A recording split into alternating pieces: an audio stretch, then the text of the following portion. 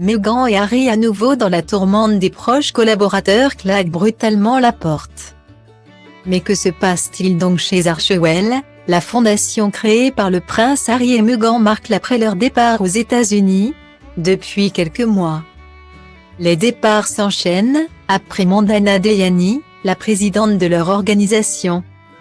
Début décembre, 2 personnes de leur entourage proche viennent d'annoncer qu'ils quittaient également le navire, Ben Browning, directeur des contenus internationaux, et Farrah Taylor, directrice du marketing. 2 personnes dont les postes capitaux ne seront finalement pas remplacés, a annoncé la porte-parole de l'organisation, Ashley Hanson. Ils ont dépassé les attentes que nous avions en eux et largement fait leurs preuves, a-t-elle expliqué, avant d'ajouter que les 2 collaborateurs avaient joué un rôle capital pour aider à raconter les histoires du duc et de la duchesse à l'étranger.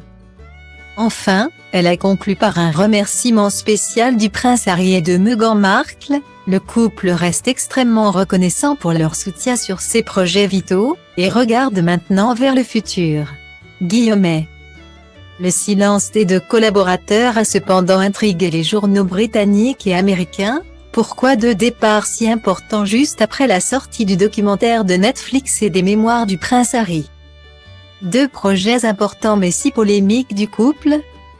Si certains pensent à une difficulté à assumer la ligne éditoriale qui a lancé la guerre avec la famille royale, ou à une direction difficile, plusieurs collaborateurs du couple avaient claqué la porte lorsqu'il était encore au Royaume-Uni et les avaient accusés de harcèlement.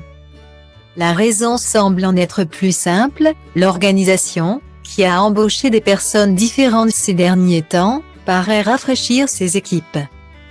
Pour rappel, la fondation Archewell est supposée soutenir les projets du couple autour de la santé mentale. Un combat qui tente de faire progresser projet après projet. Le podcast de Meghan Markle, dans lequel elle avait notamment reçu son amie Serena Williams, fait par exemple partie de ces projets qui se lancent au fur et à mesure. En tout cas, ces 2 départs représentent une nouvelle épreuve à gérer pour le prince Harry et Meghan Markle, sûrement déjà plongés en plein questionnement, après leurs différentes attaques contre la famille royale.